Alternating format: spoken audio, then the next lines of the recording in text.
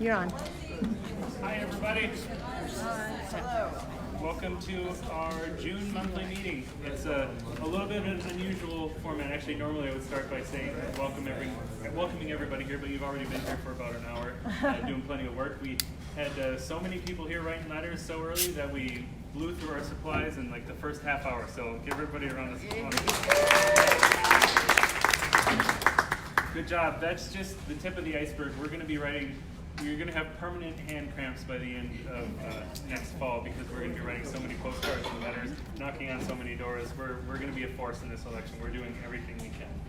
So thank you for that. We're supporting candidates around the country, trying to flip legislatures and keep progressive seats intact. And then next year with the congressional elections, the Senate elections, and the presidential election, we'll be very busy. So this is like a warm-up training year for us. Or it's a chance to stay in practice for those of us who were busy last year. So we've been up to a lot, though, not just writing letters and postcards. We had quite a lot going on, including a very interesting event that was fairly successful that we did last week. Does anyone want to talk about the graveyard project that we did?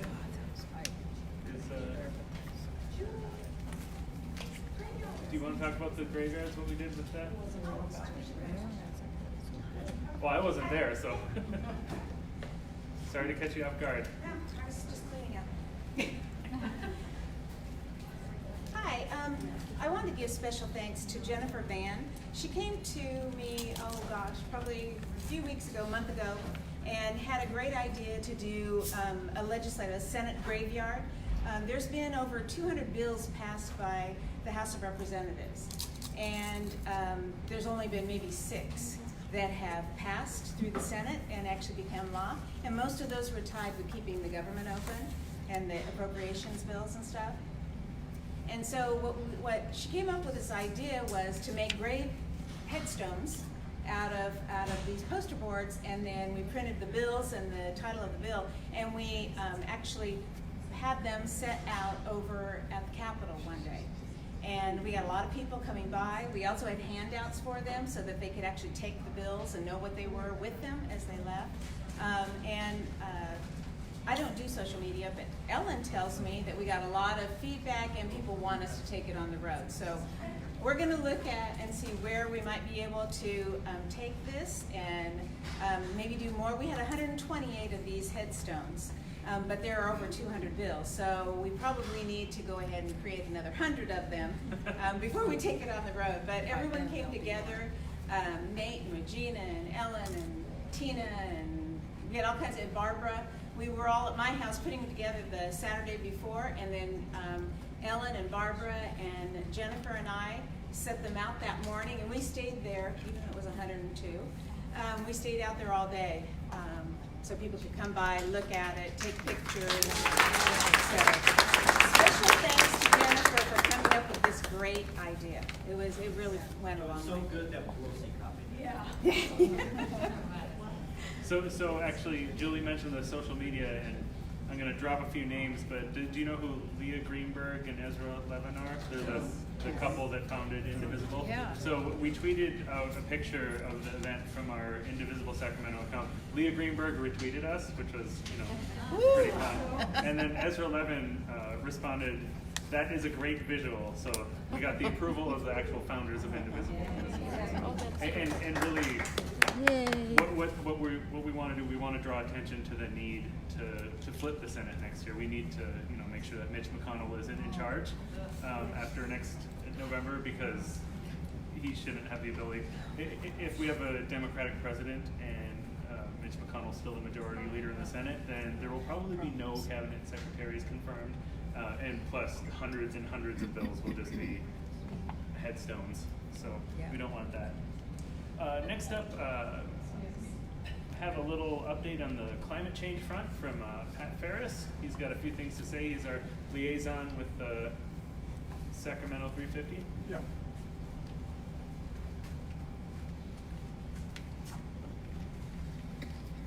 So there are a few things I want to mention just briefly. The most important one, the one I'm excited about, is there's a youth camp that's going to be put on by 350 Sacramento. And it's for youth between the ages of 15 and 24 to be trained in being organizers, and specifically related to climate change.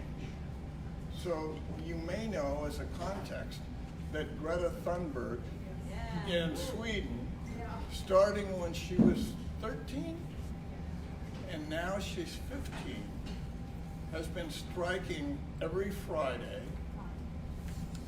related to climate. And if you haven't seen her YouTubes, be sure to see her YouTubes. She's articulate, she's brilliant, she's compelling, she looks you in the eye through the interface of whatever it is, and she's riveting. And around her and from her influence, just one girl, the Sunrise Movement has taken off, which has been a catalyst for Alexandria Ocasio-Cortez to rise to the position she is, and for a voice to take place. So the youth are really catching fire. And locally, we have the opportunity to connect youth to climate activism and to activism and engagement in general. So 350 Sacramento is putting on a summer camp for youth. It will be 3 different weekends camping out: July 13th, 14th, July 27th, 28th, August 10th, and 11th. You don't need to remember these things. What you need to remember is think about if you know somebody between the ages of 14 and 24 who has some spark to them and may benefit by meeting with some young adults who are community organizers and meeting with peers who similarly can be excited and have that kind of experience. If so, go to 350sacramento.org and you'll see all the details. I have 3 flyers that I can hand out, so if anybody's interested in that and knows somebody, thinks you know somebody, let me give you one of those. And I'll get it up on the website if you give me one of the flyers. I'll give you one of them. Okay. Give you one. A couple of other things. I went a few weeks ago to the west steps of the Capitol building, and there was a student strike for climate, and it was organized by a 13-year-old girl from Woodland, and there were about 35 young people there, and it was fabulous. You could look at it and say, God, I wish there were 1,000 or 1,500, and this is a small group. Or you could look at it and see each kid and the light in their eyes, and when they got up and spoke to their peers, you could see that it was a turning point for them. Certainly a turning point for me. So there's going to be such an event at 12 noon at the Capitol on Friday. I guarantee you there aren't going to be many people there. But if some of you go and support the few young people that are there, it's probably one of the most impactful things that we could do on a Friday. I won't be there this Friday because I've got some other stuff I've got to do. But if you have time, 12 noon, I think it'll be on the west steps of the Capitol, but I'm not sure. The air conditioner back here is aggressive, so maybe if you could project. Oh, yes. Okay, I can do that very easily. Can everybody hear this volume? Yeah. Okay. One other thing I wanted to mention is that 350 Sacramento is spearheading a project for climate action plans for each of the locales locally. Just successfully got a climate action plan completed in Elk Grove that has some substance to it. So they have some effectiveness going on. Another part of that is that Sacramento County 8 years ago created a climate action plan. It looks good on paper. They've done nothing to implement it. A background context very briefly. The same situation happened in San Diego County, which is that San Diego County passed a climate action plan 8 years ago. They did nothing on it. The main difference is that Sierra Club hired lawyers to take them to court, and a judge ruled that they were completely negligent and just skewered the county of San Diego in court. That's a precedent, potentially, for Sacramento County. So I have friends in 350 Sacramento who are spearheading an effort together with Sierra Club to have gentle persuasion and influence leading up to more pressure for Sacramento County to adhere to the agreements that they made 8 years ago. So if you're interested in that kind of thing, certainly talk to me, but we'll be getting information out to you about ways that you may be able to help in that kind of effort. Great. Yep. Thank you. Thanks, Was this Pat. your?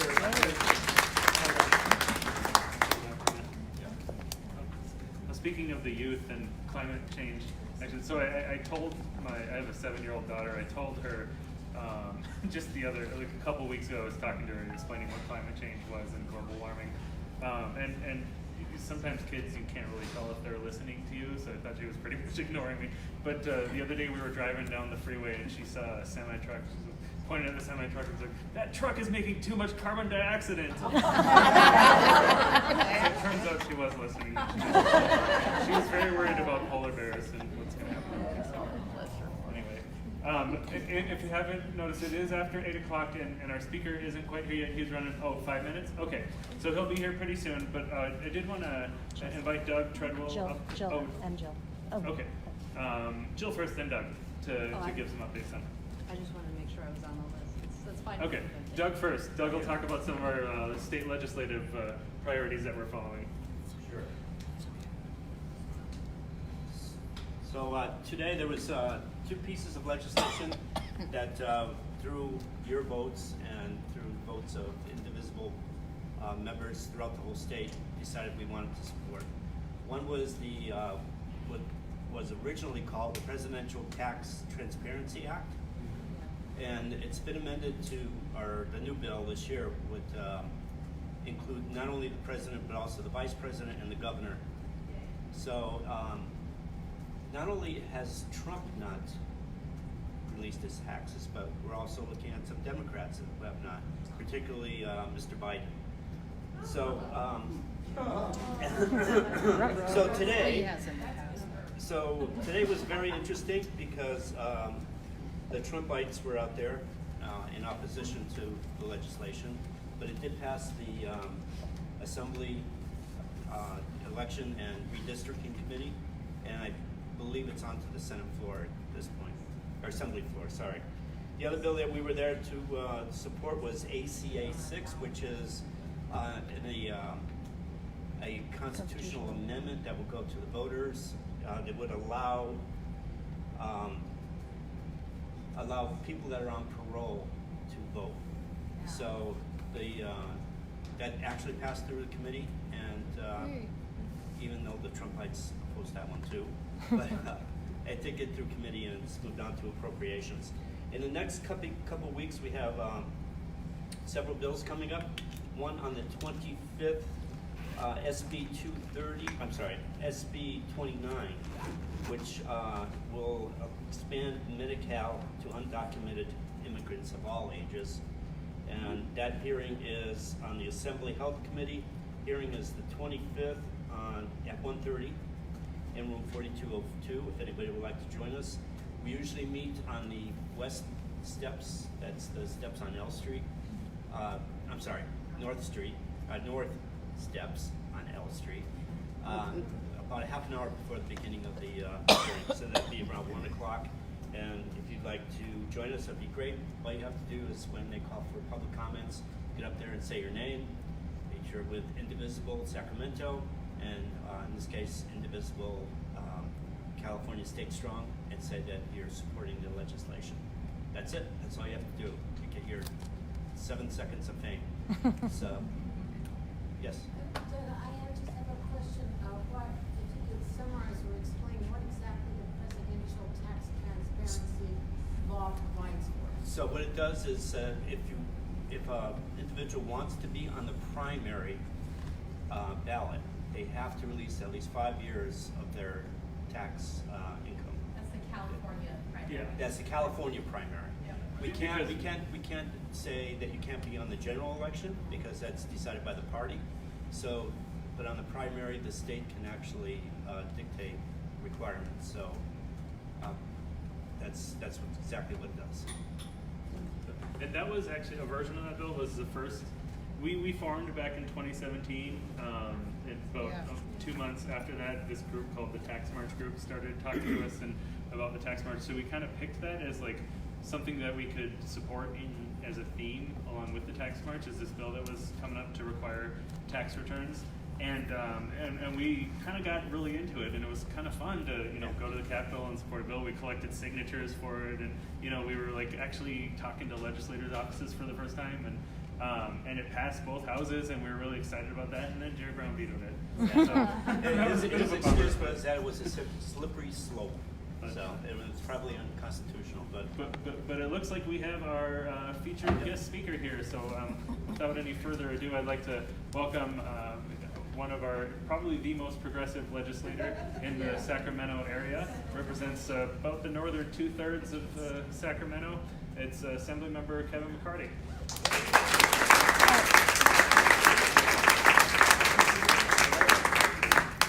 Good evening. A lot of familiar faces here, and I know some unfamiliar ones. So that's why I was excited to come to your last meeting, it was about a year ago, because I think that, they always say this election is the most important one of our generation, right? And I think this next one is, but last generation, I think a lot of people across the country who were voters, who were involved, who listened to NPR and read the newspaper and so forth, to really step up their game in being active and come to meetings like this, hold their elected officials like me accountable, asking us the tough questions. And so before I get with the program, I just want to say hats off to all of you for stepping up here in Sacramento. So just curious, how many of you live in the city of Sacramento? Raise your hand. Okay. West Sacramento? The unincorporated Sacramento County? Okay. Elk Grove? All right, so mainly the core here of Sacramento. So yeah, again, I am the representative for 87, which is, as you said, roughly the upper part of Sacramento, 2/3 roughly from about Florin Road north. I cover the entire city of West Sacramento, as well as some parts of unincorporated Sacramento County. And before that, I was on the city council for 10 years. So this is my 15th year in elected office. And I'm the dad of two twin girls, 10-year-olds. They're going into 5th grade. So big believer in public education, and trying to fight for progressive values here in Sacramento, but something I can be proud of for the next generation. So I know you are well prepared with issues, so I just want to maybe talk for 5 or so minutes, and the most important part, open up to you to ask questions, give me suggestions what we should be doing here in California. So we have a new governor who's this isn't his this is about his 6th month, so he's learned the ropes, doing a good job, bringing forth a progressive vision similar to Jerry Brown's. I think he's kind of finding his sea legs. It's hard when you're governor, all these issues coming at you, so he's trying to focus on his priorities, and so we're still trying to get the handle with his priorities and so forth. But so far so good. I'm pleased about the direction of Governor Newsom and his priorities, pretty much aligned with the same stuff that I'm working on. My top priority is education. I chair the budget committee for education, for preschool, early education, childcare, K-12 schools, all the way through college. And so, that's one of my big priorities is making sure we properly fund our public schools. And one of the things I'm really excited about Governor Newsom about is he's a big champion of early education. He was on his TV commercials, he has little kids at home, and for all the brilliance of Governor Jerry Brown, he never believed in early education. He said, you know, I was in preschool and my aunt kicked me out of my preschool and I ended up being governor. Well, okay, well your dad was a governor too, so you're born on third base, so you think you get trouble. So he had all the advantages, and so he didn't necessarily believe in the science, but it's crystal clear that early education is a big difference maker. So there's a bunch of states across the nation, frankly red states, that are preschool for all states, but not California. So I'm working on some legislation trying to get California to be a preschool for all state. We were successful in getting some money and some language in the budget last week, but I'm also pushing a companion bill to try to make that a reality. So that's one of my big priorities in early education. The other focus on education, which I'm zeroed in on, is the other end of college, higher education. Making sure we have more access for UC and CSU students, but also talk about the cost of college, because it's not always tuition anymore. It's books and housing and transportation and food. It's staggering the amount of students who literally are homeless in the CSU system. So it's the cost of college. So we're looking to increase financial aid to cover the full cost of attendance. So we're starting a process this year calling it debt-free college campaign. Not free college, that'd be nice, but I think with our scarce dollars, we should help make college debt-free for students who graduate on average of 20, 30 grand in student debt. So most students in the UC and CSU pay no tuition, but they still graduate with a tremendous amount of debt, in large part because of all the other costs. And our public education, in the middle, I left it out because everyone thinks it's all good and dandy. We have this thing called Prop 98, which guarantees funding for schools. That's true. It guarantees 40% of all monies in the budget goes to public education. In the last 5 years, we've increased monies for our schools by 50%, but still, we're 41st in the nation in funding our schools. 41st. And so California, you know, we used to be in the top. You know, some of you went to school in public education here in area California. I did too. We were in the top half. And so, you know, states like New York and Illinois and Massachusetts, in the top 5 in our nation, they have funding at the state level and local level that help prop up our schools. And our state money is almost the same as those states, but it's the local money, which is a problem. That's why Prop 13 is important to go to the ballot this year. But what I'm thinking about doing with some of my colleagues, something that I know you believe in, is taking a look even beyond that. How do we make California the top? How do we get in the top half in funding? So we're looking at a plan to increase the corporate tax rate in California, because everyone got this huge windfall under the Trump taxes. They got about a 15, 16, I think maybe 17% corporate tax cut in the federal level. So if we increase our state corporate level by, let's say, 7% and increase the millionaire's tax by another 1%, we could generate $20 billion just for education, and that would bring our school funding to the top half in the nation. And I think that we should go. And I tried this a year ago, but the naysayers said 2 things. One, well, businesses are going to flee California, are going to be unfavorable. And I say, you guys have this wrong, because corporate tax is based upon where you do business, not where you live. So if you're Coca-Cola, Starbucks, Target, if you're headquartered in Sacramento or Reno or Alabama or the Cayman Islands, you still pay the same tax based upon where you do business in California. And those companies are still going to make plenty of money serving the 5th largest economy on the planet here in California. So you don't have that argument that people are going to go out of state and you're going to da-da-da-da-da. And the other argument last year, well, the Trump tax, we're not sure how businesses are going to, it may not be a windfall for them. They're obscene. The profits to the corporations, 1%, are obscene. So now we have a year and a half worth of data. The public knows that we're woefully funding our schools, so we're working on bringing that to the ballot in 2020. Some of the other hot issues that I'm working on, you may have heard about the compromise that we were able to bring together on the use of deadly force here in California. I'm a joint author with Dr. Weber on the bill, AB 392, the Act to Save Lives in California. And because of you and others throughout California, we really pushed hard and we got law enforcement to finally come to the table and bring about a reasonable compromise. We'll have, the strongest bill in the nation as far as use of force. It wasn't a perfect scenario. It's not going to bring back Stephon Clark, but maybe it'll save lives down the road. And so I'm certainly really, really proud of that bill.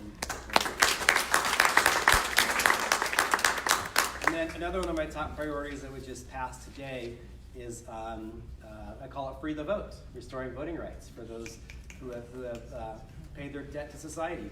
As you know, there are 2 states in America where you can vote from prison, and one's led by a governor, led by a Republican governor.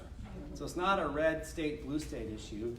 North Dakota, Iowa, Utah, they've restored voting rights for those formerly incarcerated. And we have 50,000 people here in California who the parole board says, you're safe to go back into your community. You can go back to your family, you can pay taxes, get a job.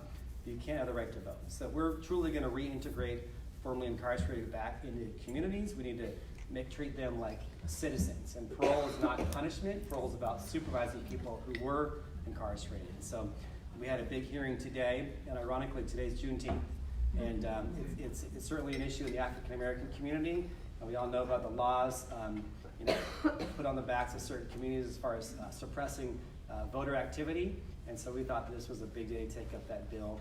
And it passed today. And really cool, I'd like to announce that it passed with bipartisan support. Yay. And we had an enlightened Republican kind of say, I think I'm for this. I think I could get around this idea. But more importantly, I'll vote yes today to put it on the ballot. Oh, that's the thing I didn't mention, is we can't do it in California just with a vote and a bill. The Constitution in the 70s locked in who are eligible voters in the state constitution. So in order to change that, we have to amend the Constitution, which means we have to go back to the electorate. So my bill would put a measure on the ballot asking the voters to go along with that. So that hopefully will be on the ballot in 2020. We saw Florida just did this last election too, so it's a national issue. So I can talk all night, but I'll stop talking and get to the best part, which is engaging with you all. So who brought their questions or ideas? Okay, couple in the back first. So we were very happy to be there today. Excuse me, to help support ACA 6. Nice. Can you tell me what is the next step for that piece of legislation? Does it go to the floor right now? Yeah, and actually you all could really help, because part of the introduction, you said that I'm the most progressive Sacramento. That's true, but I'm surrounded by some decent people, but they're not as progressive as I am, and their votes are not always in line with your beliefs and my beliefs, so we could really use your help. So with that, it goes to the assembly floor in the next few weeks, where I need 54 votes. So I need most of the Democrats to vote for it. So the Democrats surrounding me, Cooper, Cooley, I think Adriar Curry would probably be fine with it, but the ones around me would certainly be important for you all to contact, the ones of you who live in Oak Grove especially. Cooley and Cooper, yeah, they're the ones, they're kind of they're some of the moderate Democrats, so their votes are critical to ensure the passage of this. He leaves when you show up at his office. Yeah.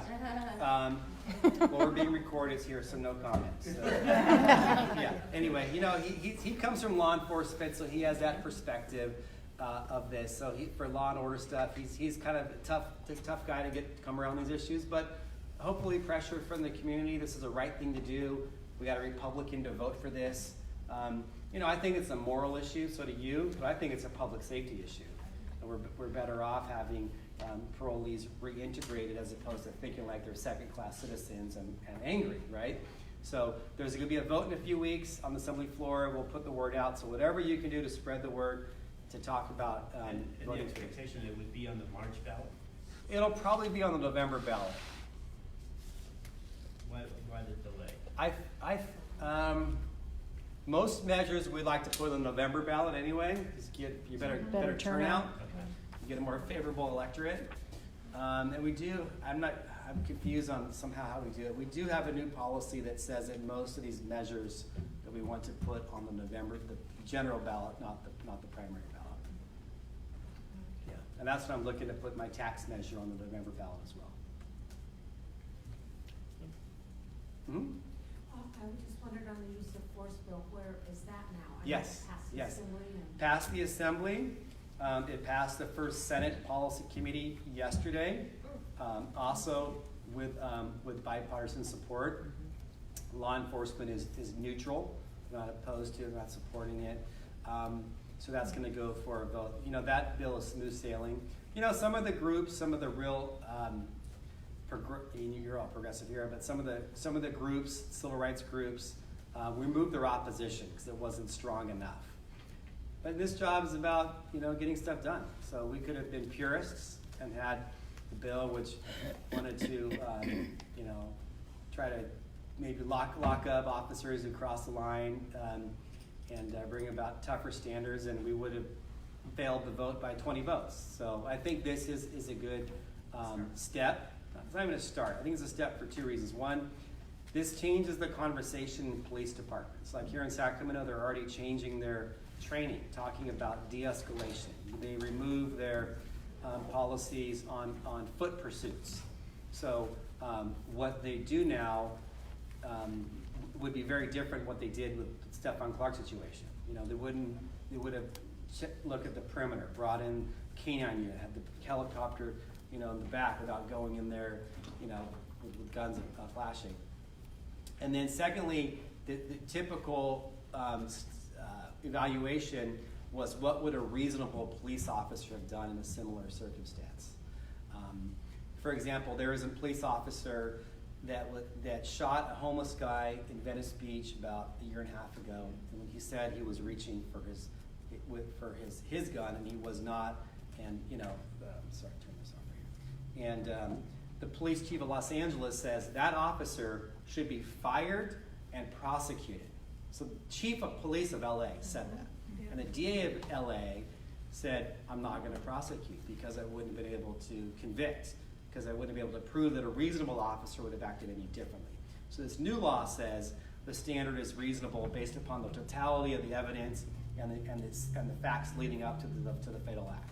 So it's not just reasonable what a reasonable other cop would do, but it's reasonable into the totality of the circumstances. So all that being said, I think there'll be more opportunities for DAs like Jan Scully to go after officers that cross the line, because every once in a while an officer does cross the line.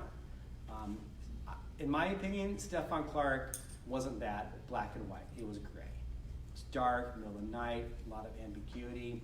There's a bunch of other ones that weren't. The one in Rancho Cordova, this guy McIntyre, where that's the one where Rick Brazil was forced out of his job as the independent overseer of the sheriff's department. The sheriff had the guy quartered on the freeway. It was between, they had a barrier, a couple of cars. The guy was throwing rocks, and there was no reason to engage in gunfire. And they put the public at risk, and that one they did truly cross the line. So an instance like that, I think a DA, a reasonable DA, maybe you're not this current DA, but reasonable DAs would have a new evaluation based upon this new law. So, yeah. Okay. Have you done any polling around any of the measures that are gonna go on the ballot to know whether or not you feel comfortable about them passing, or? Have I personally? Yeah. Like on the tax measures, I've seen polling across the nation. The electorate is very open to taxing corporations and the super wealthy, especially to pay for public education. Frankly, the property tax, the split roll, Prop 13, we all want to vote for it, but the polling on that is not as strong as the corporate tax increases. So that's one of the reasons that I'm really pushing on that. On the free the vote, I haven't done any polling. Polling's super expensive, but I see the movements across the nation, and I think that our electorate would be very open to that. Yes, sir. Back to you. Sorry, could you please elaborate a little bit more on the measure related to the split roll property tax bill Prop 13? Yeah. There's a measure that the does that have a number citizens gather signatures outside of grocery stores and so forth. So that was already put on the ballot. Got it. Okay. By the people of California, and that'll be on the ballot in 2020. So that's not initiated by the legislature? No, is it? no. Okay. Could you explain what that is? Oh, I'm Yeah. sorry. That is, you know, for Prop 13, we lock it in for homeowners, but not for, I'm sorry, we cap the property taxes for commercial and for homeowners at 1%, and, you know, only really has a real increase upon sale. So some people have been locked in these lower rates for decades. Frankly, it helps some people maybe Like in this country room. clubs. Yeah. Golf courses. But there are some individuals like hotels, Disneyland, oil companies, where they've been in the same ownership for a long time. Sometimes they sell, or they get big fancy lawyers to put the title in the same name and have a trust, and so it never gets reassessed. So this measure would say, it would split the roll of property tax. That's why it's called split roll. It would say, homeowners, you're good. We're not gonna mess with you. But big corporations, these big landowners in California, Disneyland, the Marriott Hotel, the Hilton, you know, you need to pay your fair share. Because frankly, you know, paying the bag holding the bag for them, people like me and my wife who bought our house in 2007. Our property taxes are pretty high compared to our neighbors, and then these big corporations have never had them increase since 1978. So it's homeowners that are subsidizing the super wealthy, so it's a form of essentially corporate welfare. The voters don't necessarily see it this way. It's split. And so the big business groups are going to come out firing, oil companies, big corporations, and they're going to say, there they are again. They're going to mess with Prop 13, even though we're only tinkering half of Prop 13. They're going to say all this, you know, horrible stuff. So I think it's going to confuse the electorate, and I'm afraid that, you know, with $100 million in TV commercials, they'll be able to prevail in that. That's what I'm afraid of. Mhm. What realistically do you see the next steps being in terms of getting more affordable housing and the homelessness situation? Yeah, you know, that really is an issue that I don't have a simple answer to. One thing is we need to have more housing supply. I'm a big believer of that. We also need to have some controls on rent. I'm a co-author of a bill which would cap rent increases in California. Not true rent control, but Oregon just did that. It says if you're a property owner, you can't increase your rent by more than 10% per year. So that still is a 10%, but it's not 20 and 30%, which some people are losing their rental leases on some of these individuals. And there's a correlation between rent increases and homelessness.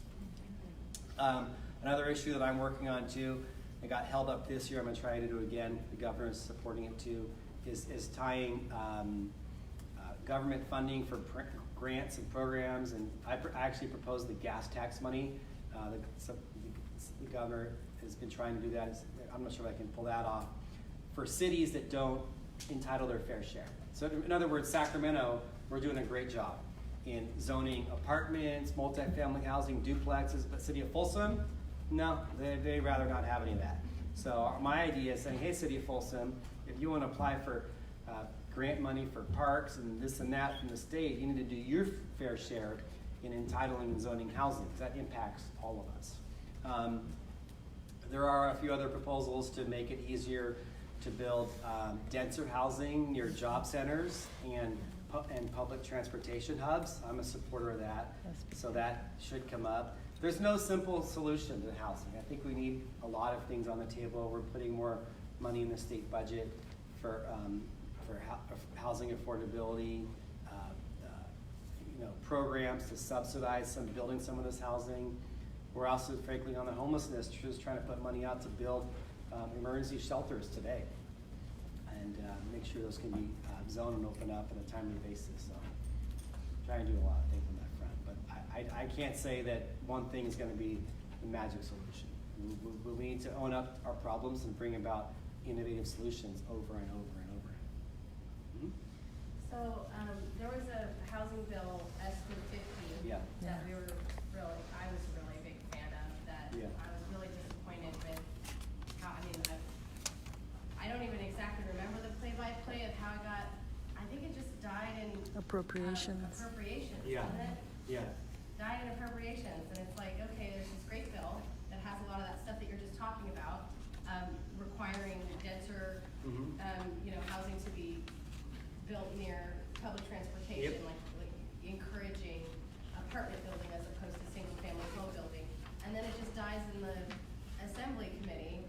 As a voter, I'm like, okay, there's nothing I can do about that. It doesn't matter if I call my assembly person or my senator or some, encourage my friends in other districts to call their assembly person and the senator, when it's like, that just got not shot down, got like smothered in a back door sort of a way. Yeah.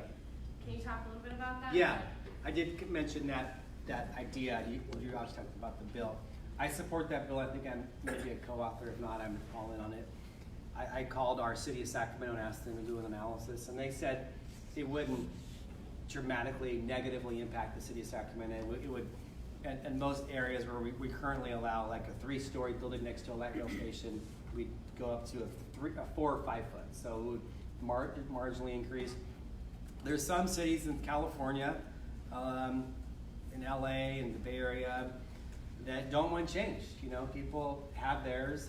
They're frankly older people with homes and they don't want change. And it's interesting, the polling on this, that people with younger people, millennials, are all over this because they're getting squeezed out. This generation of millennials has the least amount of money saved for their retirement, home ownership, student debt, and they're the most educated cohort in a century. They're the most educated, the most highly skilled, and the most financially strapped. So they're like, hey, we need a piece of this American dream and home ownership. And there's cities across California that says, no, we don't want change. I think that's a little selfish, right? Because our young talent, they're going to leave. They're going to go to Texas and North Carolina and other states, Oregon, where there are jobs. And so it's going to hurt us, our economy, which is why some of the major employers are for these proposals, SB 50. So, there's like a city like, let's say, Folsom. And they're first of all, they're elected official. Never vote for this anyways, really conservative. But there are cities maybe like that in LA and the Bay Area that do have Democrat representation. But some of those communities are just, NIMBY, not in my backyard. They don't want that change. And so they put a ton of pressure on their senator and assemblymen and their leaders in the Senate, and they put a quash to that bill. I am optimistic that the issue is not going away. There's a ton of pressure on it. The issue keeps coming up. A senator pushing it, Senator Weiner from San Francisco, is being really aggressive on it, and he's not letting go. And he's got the governor to talk about it too. So I think with enough pressure from us, all of us here in this room and others, that we can bring something like that back, because the current situation is terrible, and the status quo just won't work. Well, I was just in England, and their public transportation is bad. You don't have to have one. People on our tour group finally got her driver's license at 39. She's taken it like 17 times. Yeah, you're in London, pretty much? Huh? You were in London or all across London, England? all over England. Yeah. And it was just fabulous. You didn't have to have a car. And she's 39, never had a car. She did it kind of as a dare from her husband. Yeah. She's not going to drive. She doesn't need to. And it's just, you go out, you take the tube or you take the bus or whatever. It was just fabulous. And for an older generation who will lose the ability to drive at some point, they get around. It just seems so crazy to me that an older generation is so resistant to it, but I get it. Yeah. Well, change is hard, but with all the economic constraints and climate issues we haven't talked about yet, this stuff really matters. If you want to achieve our climate change goals, the number one source are pollutants are mobile sources, cars and tractors and trucks. Well, cars, if you have people living, like right here in Curtis Park, if you're able to build a 4 or 5 story thing right here along Freeport, more people could live here and take light rail, or light rail and then maybe a jump bike here and there, and not have to have that car. You're seeing that with younger people and millennials, but there's not enough choices for them. So this is why we need to be aggressive with our public policy and push the envelope here. on this housing issue, because this literally impacts the homelessness issue. Right. Right? There are fewer homes, people get squeezed and squeezed down and down and down. And the people who used to live in the SROs Yeah. are now literally living in the streets. People who are super low-wage workers are living in the SROs, these cheap hotels like in downtown. So, you know, yeah. So what about eviction as well? That's another Yeah, the thing. just cause eviction, that's Yeah. another bill which would make sure that property owners can't just evict somebody and says, oh, I'm gonna remodel my property. Because they can push the person out while they're fixing up their kitchen, and then they fix it up, or bogus fix it up, and then all of a sudden say, ooh, tenant's gone, my former rent was $1,000, now the market rate here is $2,200. Right. And so, there's unfair evictions, and so there's a proposal which I also will support, that comes up to a vote on the floor, hasn't come up yet, which would say you have to have a just cause to evict a tenant. And there are 17 million households in California that live in a rental property. 17 million, a lot of people that are, you know, counting on that lease agreement to make sure they can make ends meet. Because people in homes, like people in the room, myself, our mortgage is pretty stable. You know, we know what it's gonna be this year and next year and 5 years from now. If you're a tenant, a lot of instability. Hmm? I've heard and read a bit about AB 1520, which was a measure a couple of years ago that established a child poverty task force. Yep. And then I understand that the report was written and then recommendations. Yeah. So as I understand it, then there will be some bills that come out of that that'll move through Yep. the process. Do I understand that right? And could you tell me Yeah. what all that is? Yeah, there are some ideas coming forward, and I consider one of my bills, the Preschool for All bill, Yeah. part of the campaign to end child poverty in California. You know, there are a lot of elements that go about that.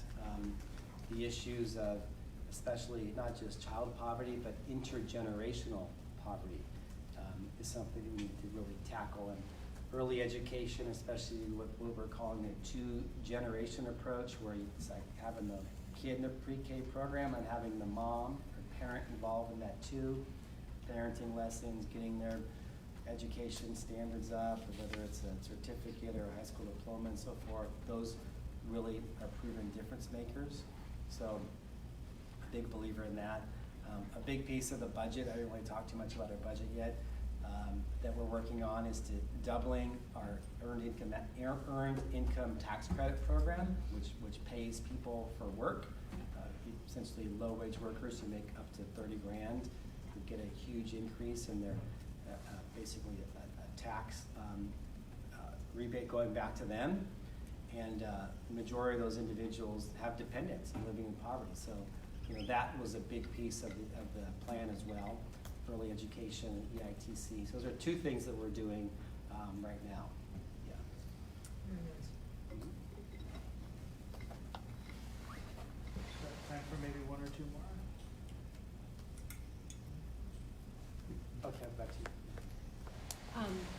Are you keeping an eye on universal basic income? Are you? Keeping an eye on it, yeah.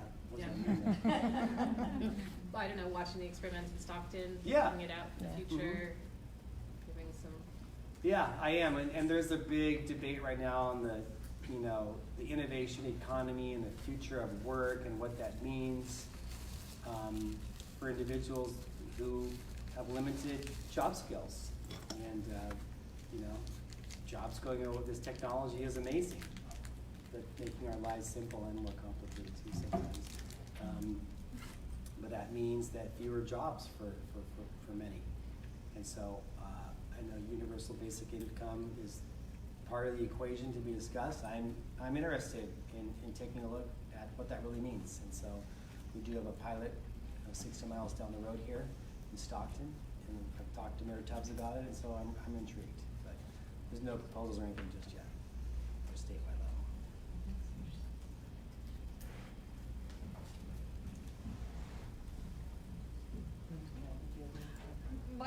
actually was pretty much on the same thing. It sort of feeds in with the earned income tax, but different than that.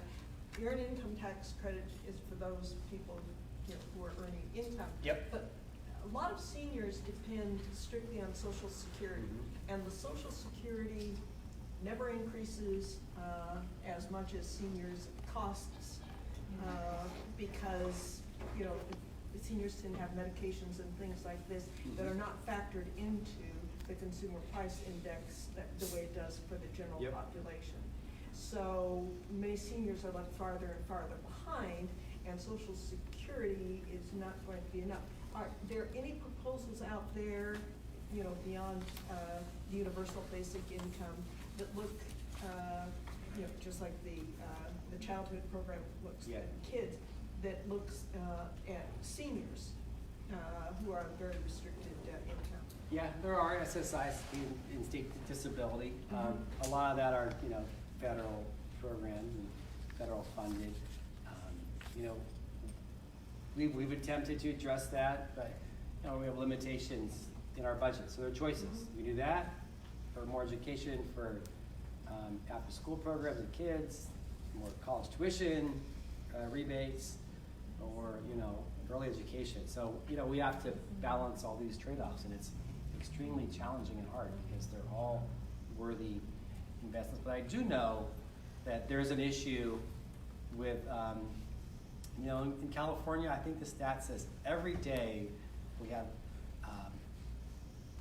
1,000 people that turn 55 or 65 or 75. 1,000 people. So we have a graying population, and it has an impact on individuals and their retirement and how much, you know, they have and their children have. And so for us to be ignoring this policy issue, I think, is irresponsible. So it's one thing that the governor came out with out of the gate in his inaugural address. He established a commission to look at some policy recommendations and asked our former, I think that's the one he asked our former First Lady, Maria Shriver, to head it up. Do you have time? Oh, yeah. One more quick one and then we'll. I actually run a care home. Me and my father run 2 care homes in Sacramento, and we take care of people who are even older than the population you're talking about, people who are in their 90s and 100 who need 24-hour care. Yep. And California's, which is, I think it's a good impulse to want to protect workers with overtime rules and things like that, but people who need 24-hour care end up not being able to pay for it. Even people, many of my clients have like what most people would consider decent pensions, but the cost of paying someone to take care of someone for 24 hours a day for the last 5-ish years of their life, I mean, some of these people can no longer afford it. The only programs that exist to provide long-term care, which is the term for the type of care that I provide, or any type of care where someone actually lives in the facility long-term, all there is, instead of private pay, is Medi-Cal. But most seniors bring in too much, like their income is too much to qualify for Medi-Cal, but it's woefully not enough to pay for actual 24-hour care. And many of my clients are kind of starting to get nervous. They've already sold the house, they've already used up all their savings, and their income is like a few $1,000s a month, which is too much to qualify for Medi-Cal and not enough to pay for any kind of decent care whatsoever. I don't have a question, I'm just wondering if anybody is planning on, I mean, I know what you're saying, it's like the buckets, like do we put it in education early first, or what do we do? But at this point, every day, more people are getting closer to the age, and with Alzheimer's and dementia, the realities of it being what it is, there's going to be a huge population of people. I mean, there are Alzheimer's and dementia patients living on the streets, and they wander into our homes in Midtown because they have Alzheimer's and dementia. They should be getting cared for. It just happened to somebody down the street in Midtown on 21st Street. Homeless man wandered in because he has Alzheimer's and dementia and thought he was in his own house, started taking a shower and got into bed. And I mean, it seems like this is going to become a bigger problem every year that we let it go on. Yeah, so I think the first thing is acknowledging it, and you're right. There are a lot of programs, the well-meaning, especially the high cost of California, people are getting squeezed out. Like my big issue I talked about earlier, early education. You can get free preschool here. We have a great program, the California State Preschool Program, serves about 200,000 families in California, and you have to earn about $65,000 or less for a family to afford to get it. So you could be a family of 4 living here in Oak Park, and one spouse, cleans the Sierra 2 Center, and the other one, works as the lead waiter here at the restaurant, and they make a combined $70,000, right? And they're barely paying their rent because their rent got jacked up last year by 15%, and just getting by.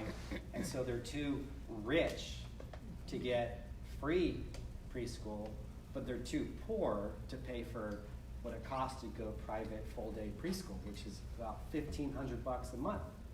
That's cheaper than it is, or more expensive than UC Berkeley tuition if you extrapolate that, right? And so there are a lot of programs in California because of our high cost that, people who are working, they're getting squeezed out. So that's one of them. I'm not sure if that's your issue. I'm not on the expertise too much on the health issues you described. That's more of an eligibility from the federal level for their income requirements or a state issue. But overall, I definitely hear what you're saying. All righty, good questions.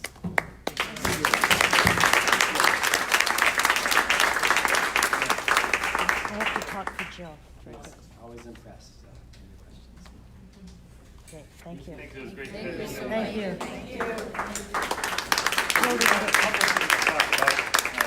You go ahead and make your Yeah. announcement, and then we'll talk about our events. Okay, I'm just, Jill is our representative to NorCal Resist. She works very hard on immigration issues.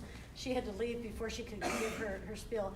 But as you're going out on that little table over there, if you could pick up one of these flyers about upcoming events, and they're trying to do some thinking about, they have asylum seekers, like especially transgender asylum seekers that they're trying to find spaces for, and they're trying to think about where to put them.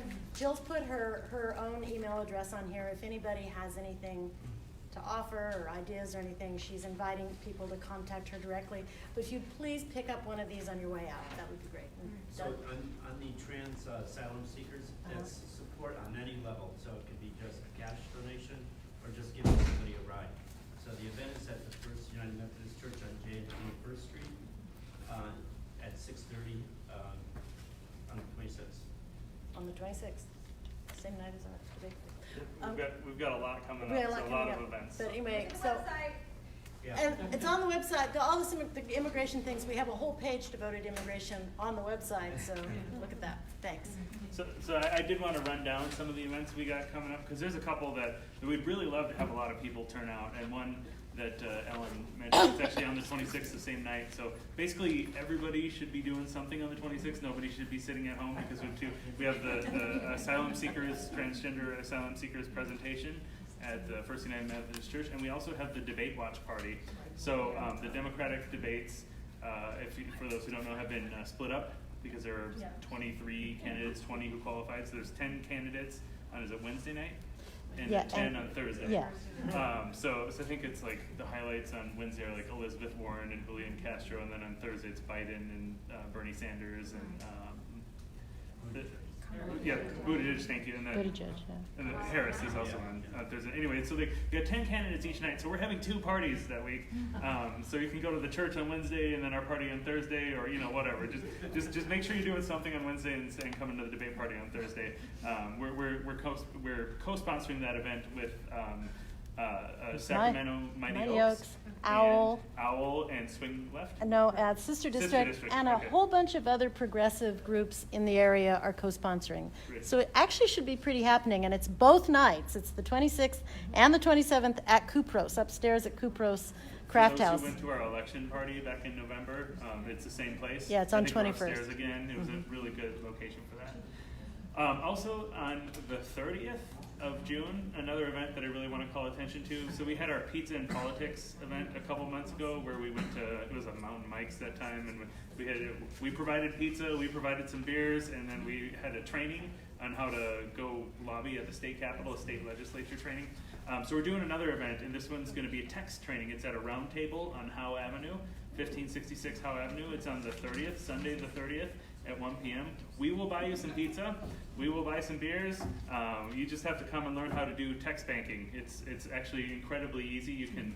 It takes about 30 seconds to send 50 messages with the text banking, and we're planning to do a lot of voter outreach this next year. So, and then you have some more details about that probably, right? Make sure you bring your equipment with you, your phone. If you have a phone, okay. Your iPad or whatever it is you use. Your laptop too, right? There's some of this you can do on laptops. Do you need a laptop, or do you need to? You don't have to. Okay. But you at least need your phone. Okay, great. And because you're gonna download stuff, and we're actually gonna show you how to use it right there, and then if there is a texting opportunity available, you'll get to text right then. Yeah. Great.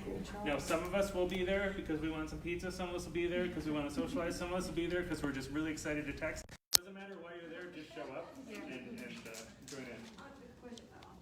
Do you need a laptop or a Chromebook? Is a Chromebook okay? It doesn't matter as long as you can download the app, and most apps are available on all platforms. Great. You need a phone for sure. A phone's too easy not to use, I mean, honestly. So. And with that, I'll throw open the floor. We got a couple more minutes before the room expires. So, do we have anyone else that needs to announce anything or ask about anything? Actually, yeah, if anybody found a phone, I lost one just in the last few minutes. So Oh, no. if you see one, that'd be great. Yeah, We'll somebody have call to it. Yeah, okay. Yeah. Is it an iPhone or a? It's a Samsung. Samsung. Okay. Yeah, and Okay. it's We'll for some look reason around for it. it's not showing up. Yeah, have somebody call you. Yeah. Yeah, do that now. Somebody needs to call him. All right. Well, Is that it? that's it. Remember to take our flyer of our upcoming events, and thank you very much, everybody. We should be in the regular room next time unless the air conditioner breaks again. So, thank you very much.